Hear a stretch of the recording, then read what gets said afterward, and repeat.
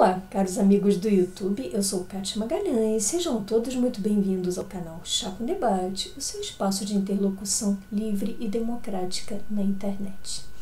Na última sexta-feira, como vocês devem ter visto, o senhor Flávio Bolsonaro recorreu a uma das varas cíveis para conseguir uma liminar e impedir que a Rede Globo exibisse reportagens sobre o chamado esquema das rachadinhas, que atinge em cheio aquele parlamentar.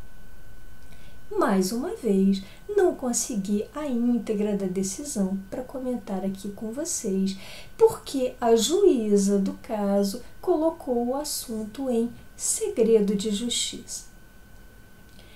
Antes de mais nada, acho que já passou da hora aqui no canal de discutirmos um pouco essa questão envolvendo o segredo de justiça, esse misterioso instituto que, aos olhos do leigo, pode soar como uma verdadeira caixa preta, como um cofre forte de segredos e que se tornou a recente coqueluche do judiciário em casos envolvendo políticos. Em primeiro lugar, a regra ampla e geral, a regra trazida no nosso Código de Processo Civil, que é a lei que estipula a forma como devem tramitar os processos, segundo essa lei processual, os processos devem ser públicos, devem tramitar com a maior publicidade e a maior transparência possíveis. No entanto, como toda regra, esse princípio genérico da publicidade do processo e de todos os atos processuais é sujeita, sim, a exceções, e as exceções são contempladas no próprio Código de Processo Civil.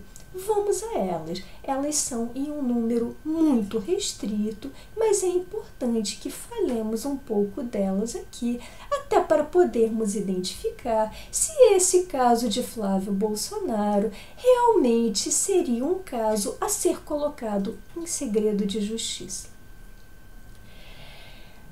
A primeira categoria de casos a serem colocados em segredo de justiça, segundo o nosso Código, são os casos de direito de família, os casos que envolvem divórcios, separações, guarda de filhos menores. E por que esses casos são colocados em sigilo? Simplesmente para proteger a intimidade do núcleo familiar, para proteger aqueles segredos entre quatro paredes, muitas vezes bem sórdidos e que não interessam a mais ninguém além daquelas pessoas do núcleo familiar.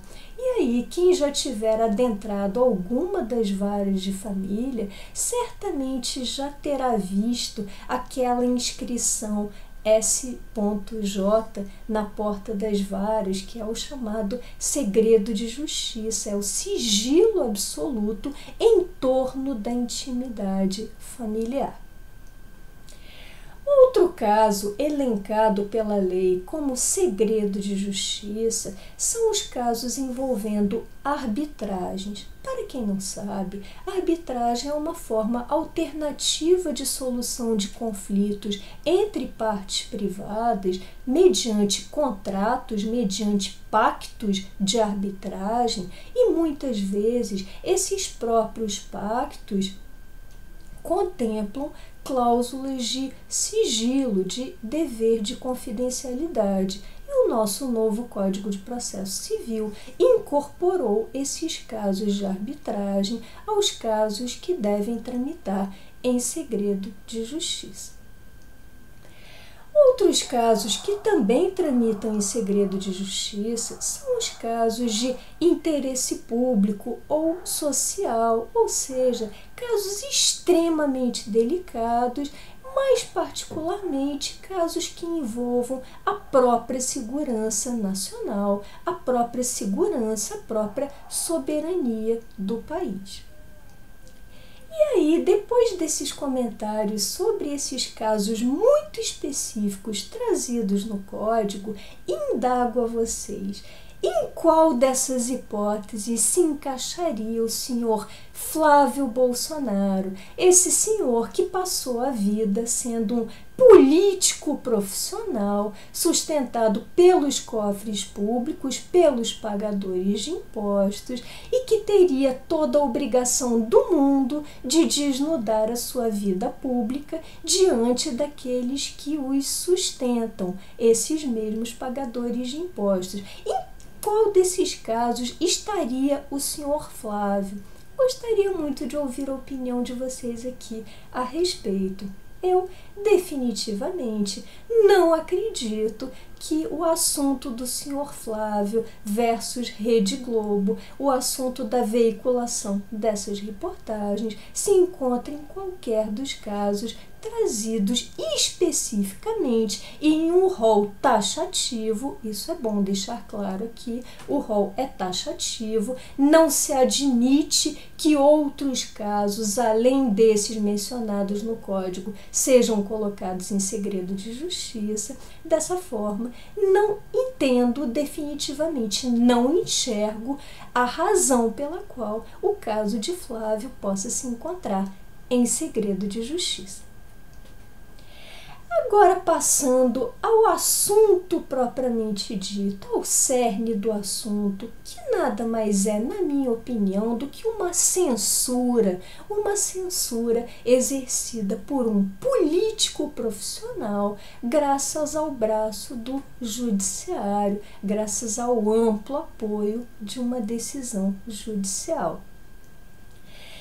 Já tratei disso em outras ocasiões nesse canal, mas não vou cansar de repetir aqui. Será que esses políticos não enxergam que quanto mais eles tentam censurar, quanto mais eles tentam amordaçar os jornalistas, mais eles reconhecem a procedência das acusações que recaem contra eles?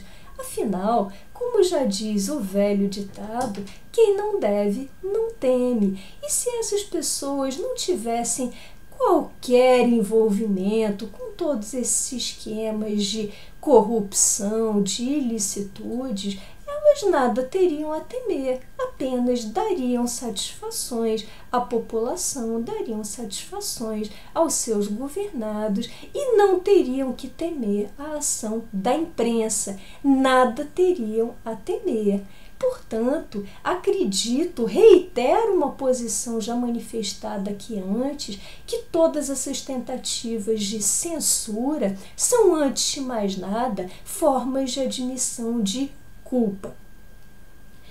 Só que, apesar de todos os esforços de Flávio Bolsonaro e de seu clã e de seus congêneres de cercearem a liberdade de imprensa, ainda assim, os jornalistas, felizmente, continuam correndo atrás das notícias e correndo atrás de divulgações para reportarem à sociedade civil.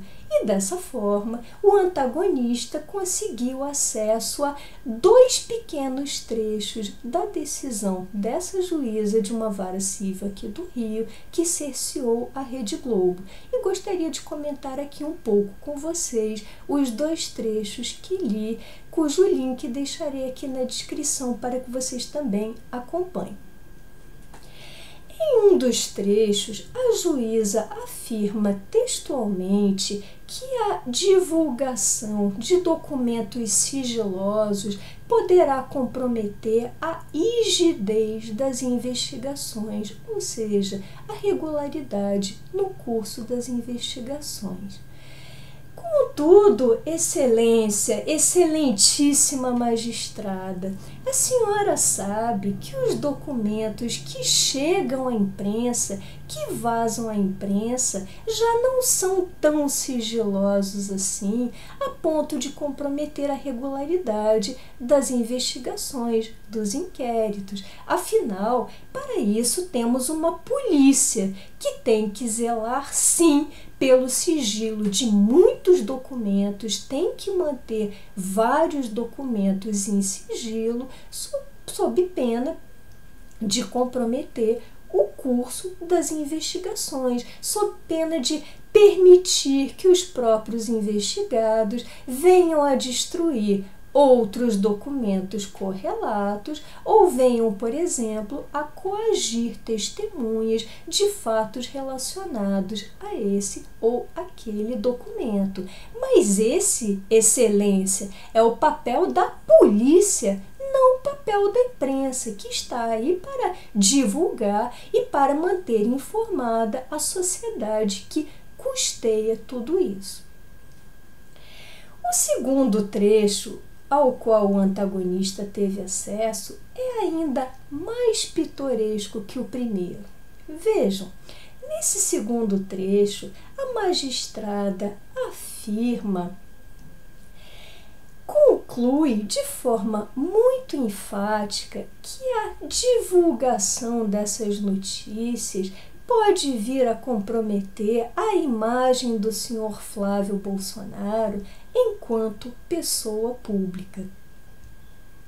Diante dessa conclusão da juíza, eu confesso a vocês que eu sequer consegui manifestar uma reação, porque é uma conclusão tão grotesca, é uma conclusão tão desviada de qualquer padrão de normalidade que dispensa maiores comentários.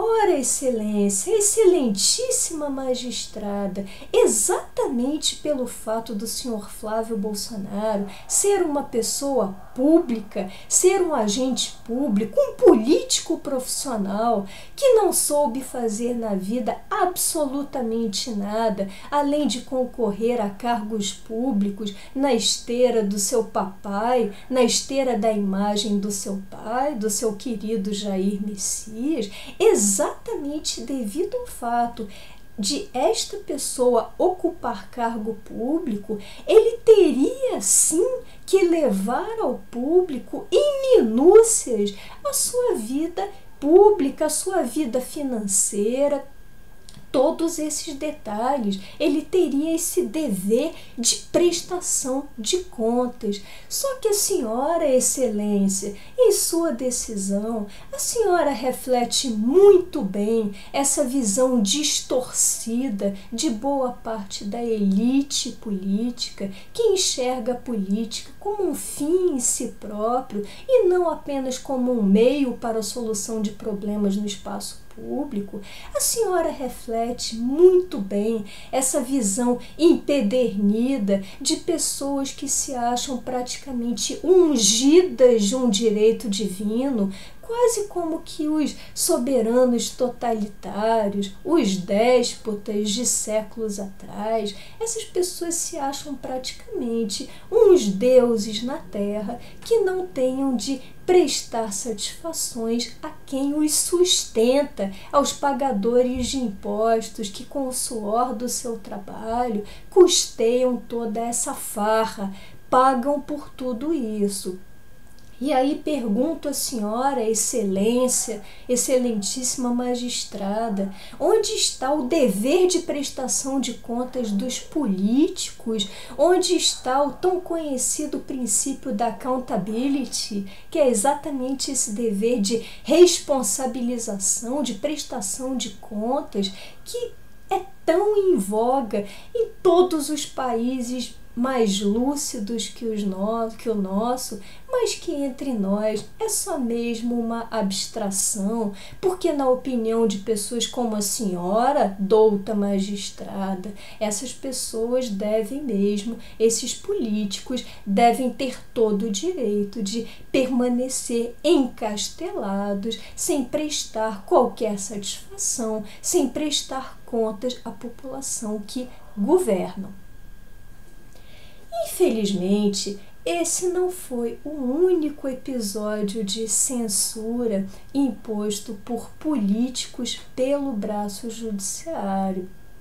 De fato, essa tem sido uma praxe muito triste entre nós e acredito que um momento muito marcante desse início de processo de censura via judiciário tenha sido a censura da revista Cruzoé no início do ano passado, ao tentar divulgar o chamado mensalinho do Toffoli. Ali, naquele caso, que talvez seja tão ou mais sério que esse caso agora de Flávio contra a Rede Globo, ali naquele caso, lembro a vocês, foi instaurado um inquérito de ofício, ou seja, sem provocação da parte interessada. O judiciário agiu sozinho, traiu o princípio da inércia do judiciário, que só pode agir mediante provocação, e instaurou um inquérito de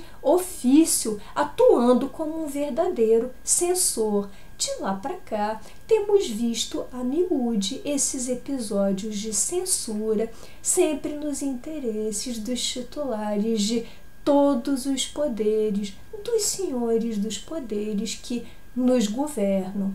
E aqui fica o protesto, o meu protesto nesse canal. Chega de toda essa censura, chega dessa ditadura velada com o beneplácito de vários órgãos do Poder Judiciário, inclusive com essa moda de colocação de casos envolvendo políticos em segredo de justiça. Chega de tudo isso. Nós, pagadores de impostos da sociedade civil, exigimos o nosso direito mínimo à informação, a saber o que todas essas pessoas efetivamente fazem pelas nossas costas e, sobretudo, regadas pelo nosso suado dinheiro. Bom, essas eram as reflexões que eu gostaria de compartilhar com vocês hoje. Se tiverem gostado desse vídeo, deixem seus likes, comentem. Por hoje me despeço e até o próximo Chá com Debate.